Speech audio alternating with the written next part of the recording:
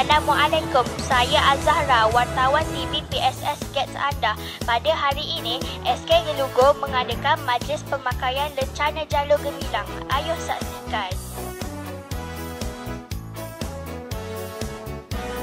Apakah yang cikgu harapkan dengan majlis pelajaran pada hari ini?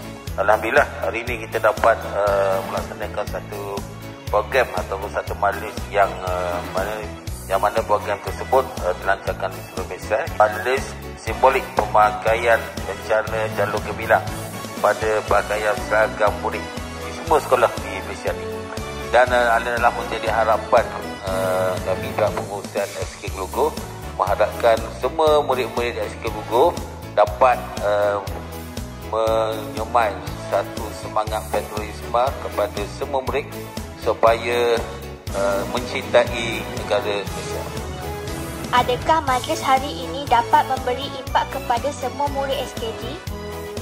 Pada pendapat cikgu, memang majlis hari ini sangat berjaya.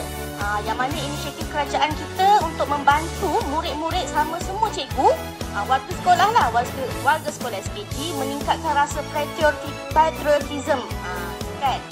Dan meningkatkan juga rasa bersatu. Kita mengenal sejarah. Daripada bendera sendiri dia ada pelbagai warna yang ada masuk-masuk ke sini. Jadi kita boleh belajar balik dan ingat balik jati diri kita yang sebenar. Apa perasaan awak kerana terpilih sebagai pemberi ucapan pada majlis hari ini? Alhamdulillah, saya berasa bangga. Semoga apa yang saya ucapkan menjadi satu ikutan kepada murid-murid yang lain. Apakah yang cikgu harapkan dengan majlis pelancaran pada hari ini? Adanya majlis pelancaran kita pada pagi ini diharapkan dapat semua murid SKG dapat menyemai rasa bangga terhadap jalur gemilang yang telah disematkan di baju uniform sekolah masing-masing.